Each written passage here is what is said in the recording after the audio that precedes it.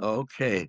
This Yeah, matters with Lil Ed from Lil Ed and the Blues Imperial in Chicago and Scotland. How are you today? How are you today, Ed? How's things? I'm doing all right. I'm doing good. Right, let's take you way back in time.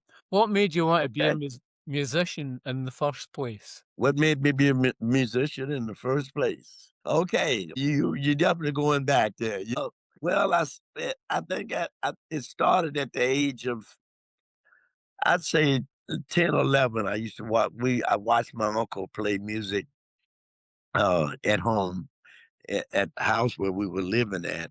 Actually, what started me was watching them in church. They had a gospel quartet and they would sing in church, and then they would come home and sing. And then Uncle JB would break out the guitar, and then he'd sing the blues. So they'd sing gospel from Sunday morning till around about 2 o'clock in the evening, and then he'd break out the guitar and start playing blues. And as a small boy, what did you think growing up about music? Well, from what I heard, I knew it sounded good to see the little bit that I did see of Uncle JB playing at the time, because we were, the kids wasn't allowed in the room with the grown-ups when they were drinking their little booze and having their little party. So we had to kind of sneak by and peep in every once in a while, you know.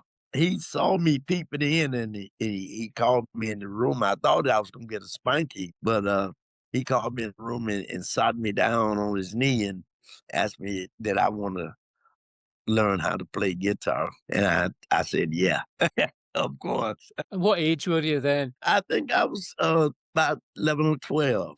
Yeah. Were you listening to all different styles of music at that time? Not at that, only when Uncle JB was singing, and he would sing a lot of, he'd sing some Percy Mayfield songs, he'd sing some Muddy Water songs and some Elmo James, and of course his own stuff. He'd sing some of his songs, but it was a lot of Muddy Waters and Elmo James and Johnny Lee Hooker floating around in there. And did you know anything about the style of blues then? At that time, all I knew is that it sounded good, and to see the reaction on my aunties and my other uncles, to see the reaction, they clapping and dancing, and I knew that was a good thing. And you chose the guitar as an instrument to play, Well, actually, my uncle taught me how to play drums first. right? 'Cause, he had a little drum set in his car. I don't know where he had it from, but he took it out and put it in, because he could play a little drums. So he showed me how to keep a beat with him. But then after I did that, he played drums with him every time he'd come over, and then he would show me a little bit on the guitar as well. And after he showed me what to do, and I learned it, then I would show my brother, 'cause he was showing me rhythm. He Right. wasn't showing me lead, he was showing me rhythm, and I would show it to my brother so I could play the slide by while he was playing the rhythm. And you played the slide guitar ever since then. Yes. Did you find it easy to play the slide? Well, here's the thing. See, my uncle knew what he was doing. He showed me rhythm so I could get the pattern. So, and I didn't know it, and I was getting teed off about it because I wanted to play. I just wanted to do the slide thing. I didn't care nothing about the rhythm, but he would show me a pattern, and then he'd leave and go home and go out of town, and he'd come back and I'd be done learned it. And I thought every time he showed me something and I learned it, that he would start actually showing me lead. But he didn't, because he knew I was gonna show my brother the rhythm pattern Ah, so right. I could learn the lead. So I started learning how to slide a little bit, but then I started learning how to pick some too, because it requires the slide require picking to get it going. So after I learned my 1, 4, 5, that's when things start to really kick in. And were you playing in a band then? No, I was just playing for my other uncles. See, all my uncles, I got 3 uncles. I had 3 uncles. And the oldest one liked the Howlin' Wolf songs. He would try to sing like Howlin' Wolf. And the youngest uncle, my youngest uncle, he liked the Percy Mayfield songs. And he actually could sing and sound. He sounded just like Percy Mayfield. and they used to call him Little Percy Mayfield. So when Uncle JB was out of town, then my other uncles, Mayfield Hutto, that was the youngest one, he would start singing Percy Mayfield songs. And I would play behind him. But here's the thing, only knew one rhythm and one pattern. So when they would sing these songs, I'd play that in one pattern because that's all I knew. But to them, they would say, "Oh, you're great, you're doing fine." And when Uncle JB would come back in town, and I'd show him, and he'd look at me and kind of laugh a little bit, and he'd go, "Okay, well, can you do this?" So he changed the pattern so I could learn it because he knew what I was where I was going to. So that was really good. Did you learn most of your guitar technique from JP then? By watching him, I learned a lot from him. But see, Uncle JB gave me a warning when he first started teaching me. He said, "Don't try to play what I play what you play." And I didn't know what that meant at the time because all I knew is what he played, right? Yeah. So I would try to copy everything he did. And then as I got older, I started thinking, well, he did say play what I play because my stuff was a little bit different from his. And I started thinking, this is what he wanted me to do. He wanted me to do my thing. But it's still JB Hutto, but it's coming out of Lil Ed Williams. And how did you feel at that time? Were you ready to go on stage or ready to go the Well, I was still kinda nervous, and Uncle JB he took me and my brother out of town. That was our first trip out of town. We went to Indiana. We went to Indiana, and we played at a place called Vegetable Buddies. It was South Bend, Indiana, I think it was. We went there. He got us on stage, and he started playing. He kicked off with a song, and me and Pookie, which is my brother, we followed him real good because we knew the pattern. We knew where he was going. He had taught me enough to learn to anything that he played. I know it was 145, so I had to go in that area. So he took us to this place called Vegetable Buddies, and me and my brother, we were terrified because we never had been on a big stage in our life. And Uncle JB just started playing, and we just walked behind him, and we sat up there playing, and we was having such a great time, and it was starting to get really good to me and my brother. We starting to really pick up the groove and doing dancing a little bit on stage. And we looked around and Uncle JB was gone. Oh, We could hear him, but we couldn't see him. He had jumped off the stage. He jumped off the stage, and I think the stage had to have been 4 foot and a half, 5 feet. He jumped off the stage and we looked up and he's walking on the tables. He's walking on the tables, and me and my brother Pooka, we was like, "Wow, this was so fantastic! We had never seen this before in our life." And that was my first experience, and that's what made me knew that I wanted to form a band at that time. right. Yeah, because we was gonna call ourselves Lil Ed and the Hawks, because it was JB Hutto and the Hawks. We was gonna call ourselves the Little Hawks, but then that saying JB put in my head was, "Don't try to be like me, be like you." And we sat down there and we formed the Blues Imperials from there. Some very good advice. Yeah. Oh yeah, that was good advice because I seen a lot of musicians just kind of copycat Mm, other musicians. I really never wanted I didn't never think that I was really copycatting Uncle JB. I was just playing what I knew. But for him, he was thinking that I was just trying to copy him. right. But he wanted me to know to put my own feeling in it and put my own mind of thinking on it. And that came out really good. And when you first formed the Blues Imperials, what was the how did you get them together? How did you get the band together? Well, Uncle JB hooked me up with Dave Well. Mm, So Dave Well Uncle JB was tutoring Dave Well to be my rhythm player. right. And he had kept telling me that he said, "I got this guy I want you to meet. He'd make a good rhythm player for you." I didn't have a rhythm player at the time. When I first formed the Blues Imperials, it was just me, my brother, and a drummer. We didn't have a rhythm player. So he introduced me to Dave Well. And when I met Dave Well, he joined the band, and it was a good thing because I had 4 pieces, and that's what happened with that. But then I had Lewis Henderson on drums, which was a good drummer, and he was a really good he was a pretty good drummer, and that's what made the Blues Imperials right there. That's where we started from. And what was the scene like when you started with the band? What was the scene like in Chicago for blues? Well, back then in Chicago, Bobby Bland, BB King was the hottest thing in the land. And then you had the competition with Tyrone Davis and Johnny Taylor and all those cats. Some of those clubs, if you wasn't doing BB King or Bobby Bland, you wasn't hitting on nothing.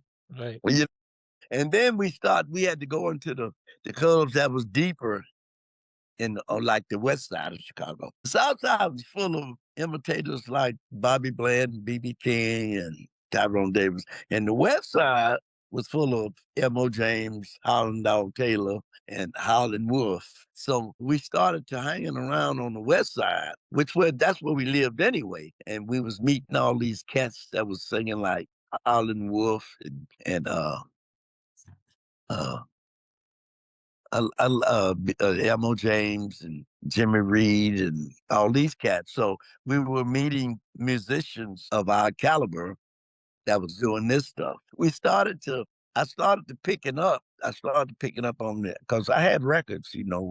I would go buy records of Muddy Waters and Uncle Jimmy did a lot of Howlin' Wolf and Muddy Waters and all this stuff. So I had learned all these really old songs you know. And that's what fascinated a lot of people that young as I was singing stuff from my own dog Taylor, Howlin' Wolf and Jimmy Reed, a young cat like me walking around singing all these, they wanted to know where I got it from. But, I met people like John Lou John and a guy we used to call him Foots. He was a piano player, and him and Sunnyland Slim. Sunnyland Slim knew my uncle JB Hutto, and Right. we didn't know that. So we went to play at this fish market. We went to play at the fish market, and I got him start using my slide techniques. And Sunnyland Slim was sitting in the audience, and he jumped up. Now, Foots was supposed to play with us. He was supposed to play piano with me Huh. because Foots was a piano player too. But Sunland Slim heard the slide. And he said, I know that song. That's J.B. Hutto. And he jumped up and ran on stage and pushed Foots right off the piano so he could play with me. It was cool. Brilliant. Any other stories from the road? You must be full of stories about how things were then. Oh, yeah. There was a lot of things. We had this one guy. He was I don't know, I guess I'm gonna say he was a high society guy. He walked around with big cigar in his mouth, Right. and a three-piece suit on. Back then, if you walked around like that, you was into something. So he hired us. He had this little jazz club thing. So he had us on the floor with disco lights. Yeah, we had disco lights and it was full of mirrors. It was full of mirrors. So it was a dance floor with all these disco lights. And all these cats would come in, they'd come in with smoking stogie cigars and three-piece suits. I mean, and the ladies would be all fancy dressed. And we'd get up there and play. And they wouldn't even clap or nothing. They just sat there and talked their stuff. The owner loved us. He loved us. He was like, "Oh, you guys are great." But every time we would play for the artists, we wouldn't get nothing. But he kept us there, but he promised us he was gonna buy us these tuxedos. I'm gonna get you guys tuxedos, and I'm gonna do this and do that. But he never got nothing. Excellent. Brilliant. What keeps you motivated? You've been doing this for how many decades? About 40 years now. Yeah. Yeah, this what keeps me motivated Hmm. is the people. Number one, my fans. It still feels good being on stage and see people get happy and enjoy. And that's what I love in my lifestyle is to have people enjoy. Here's another thing I picked about my uncle. He was the one that would come over and keep everybody laughing and having a good time. Every time my uncle would come over, we have a great time. There was no disagreements. There was no, arguing. We were fussing. It was just this wonderful, glorious time. And he tell jokes and he talked and we just all laugh. And I think this was what he had in his life to do for other people. I inherited that because when I go around my family, I keep everybody laughing. We have a good time, and my fans love that. I keep them laughing on stage. I say funny stuff. I do funny things, and people love that. They love to see me having a good time because they have a good time. Oh, Yeah, your stage show is just amazing. You're like a whirling dervish, they would call you. I just like to have fun. That's You all. you never stand alone. It's just you're everywhere. Did you get a lot of that stagecraft from JB? Or Got a lot of that from him because he used to smile all the time. Mm. That's what I'm just saying. He used to smile. Even when he was mad, he was smiling. You never knew when he was mad because he was always smiling. Now, I inherited that from him, I think, through because, his sister was my mom. I mean, I think I just inherited from him, from the family wise, because I just, my heart says, be happy, you know. and what about being on the road? Are you still enjoying going out playing? Well, I still enjoy playing on the road. The road is a little harder for me than it Mm. used to be. I'm 71 years old now. You know, I really like being at home with my wife, and because these are the years that we really have to keep in touch with each other. We really have to be we are the closest we ever been to each other at this point of time in our life. When she was going out with me on the road, running and ripping, it was still good and fun. And now she's home a little bit more. She wants to be with the grandkids. And I want to be with the grandkids too. Although they make me go crazy, but I want to be with them too. So I think I don't think I'm gonna retire, but I think I am gonna slow down at some point in my life. Go back to being doing the car wash like you told me the last time. Well, the car wash is out. Oh, There's no more car wash for Lil Ed. oh no. Well, I was trying to I was gonna go in my own business. I Mhm. want to try to do it. And I still might do a little bit of it. I still have people that say they want me to do their car, and I still can do it, on my own time. Oh yeah. Mm, But I'll never work at another car wash. I tried it. During the pandemic, I tried it. yeah, It didn't work out too well. great. Yeah. Right, let's talk about this new LP. Okay. Tell us about the production. Well, Slideways, I don't we did it just like we normally do. We went in the studio and just laid some tracks down. There was hardly any overdubs or any second takes. We try to keep it just like we've been doing all the rest of them, have that live feeling, we like to keep it live and just keep it going. Talk about some of the songs. What about your songwriting? You sing, you write yourself and collaboratively. Well, I try to write things. This particular record has got a lot of stuff that I think that's happening in the world today. Mm, Such as homeless blues, flirt love and that. skirt, Yeah. make a pocket for your grief. Talk about Homeless Blues. Where did you hear that first? Homeless blues, I heard that from a really old time guitar player. Was just playing a guitar, acoustic guitar, and singing the words.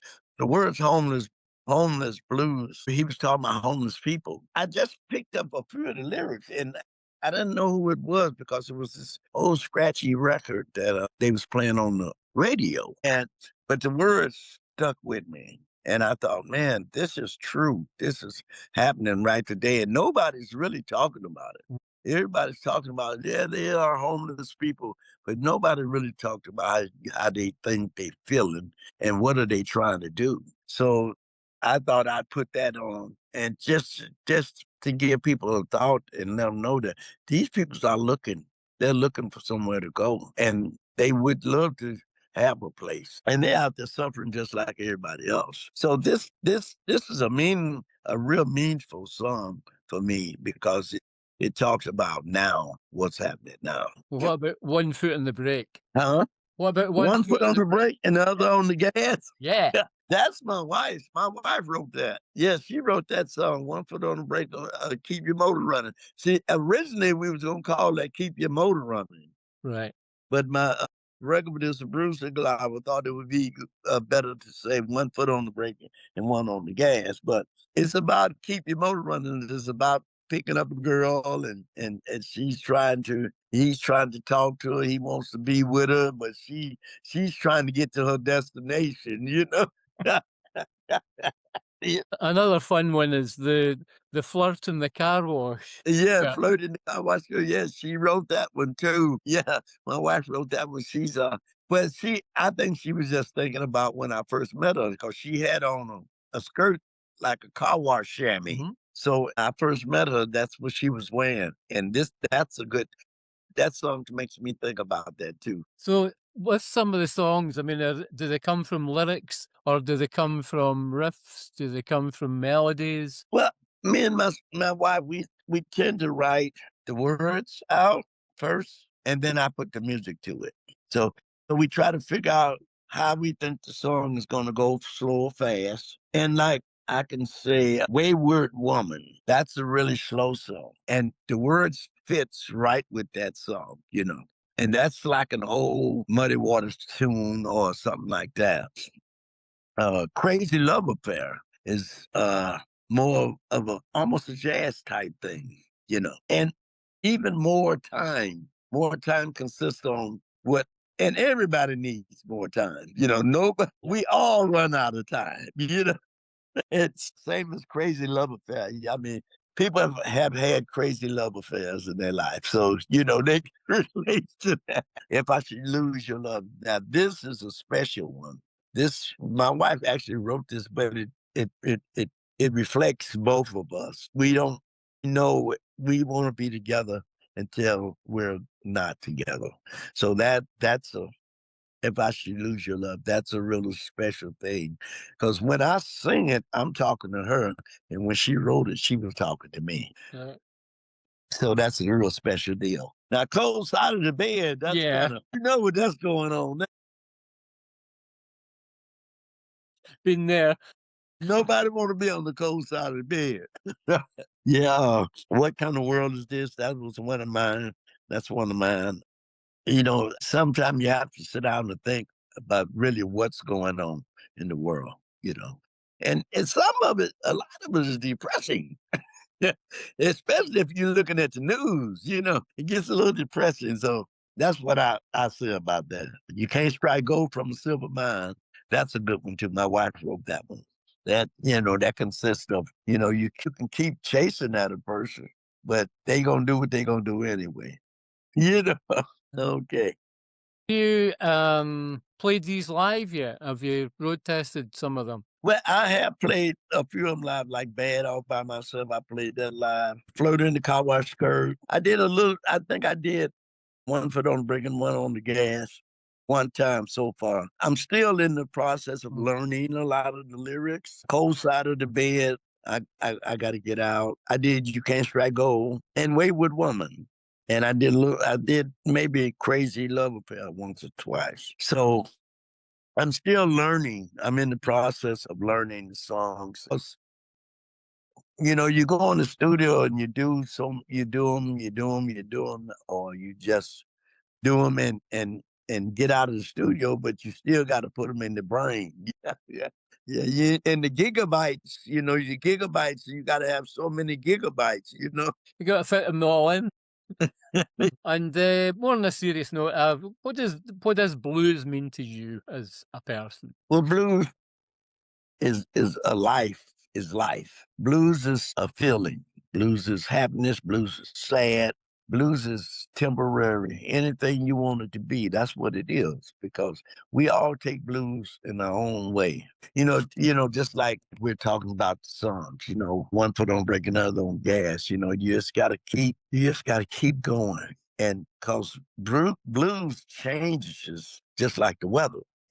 Sometimes you'll be happy one minute and could be sad the next. So, but it also teaches us that the grass is greener on the other side. So, we do get upset, but we also learn that the grass is greener on the other side, and that's a a, a thing I like to put within my music because it lets people know that yeah, we can be hurt, we can be sad, but there's happy days ahead. So that's what blues is about. It's about life and luxury and living. And would you say you got a particular style of blues? Well, see, here's the thing. Like I was just explaining, a lot of these groove patterns, I went a totally different way on this record. I Mm. got jazz groove, I got a little rock and roll, I got a little, not all fully deep blues, but a lot of more of a happy blues than a sad blues. Cause I mean, homeless blues is sad blues. Make a pocket for your grief is a Mm. good thinking blues. That just lets you know. You gotta put it somewhere where you can enjoy your life again. Cold side of the bed where we know that could be argument, something like that. Mm. Yeah. But I mean, I think the music is in different patterns and different groove patterns, different grooves where it's pretty understandable. You know. A very up tempo, Yeah, like I yourself, like is a very like optimistic album, I would say. I like to be up tempo. I mean, we are a party band. Yeah, we're a party band, so we like to party and have a good time. Well, that's what it's about. How do you feel when a record comes out, when it's released? Yeah, I feel good about it. It's something Mhm. that I've created. It's a part of me. It's a part of me that people say, "Hey, man, you did it. Mm. It's sounding great and it's feeling good." So it's a part of me. When it really gets out, and then I'll see how really good it is because I'll meet people that say, "Hey, man, this is great." I mean, even the songs I play, like, every once in a while, I break out one of the new ones. People walk up and go, "Man, that's new. I never heard that one. It sounds pretty good," and I like that. That's where it's supposed to be. Do you ever just follow a set list? No, I don't have time for that.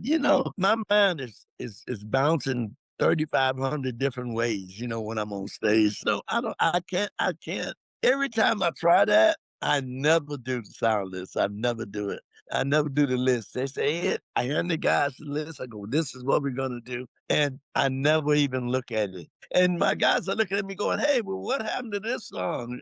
Well, we'll do that one tomorrow. Don't worry about it. And have you any other projects on the go? Well, not just yet, but I'm gonna be working on some stuff because I wanna make out another one. I don't wanna take too long. It was 10 years before we got this one out. Yeah. So Why? I don't know. Well, Why the so long? pandemic the Uh-huh. pandemic hit, and then things started going haywire because a lot of clubs had closed down, and people, they didn't know what to do. Proprietors were freaking out. They didn't wanna, take in they didn't wanna write you up early. They wanted to wait 2 weeks ahead of time and then write you up. I was booking gigs months ahead of time before the pandemic. We was like months ahead of time. But now it's a week ahead of time at the most, I think we got this tour that we making the record with, I think we're like 2 weeks ahead of time.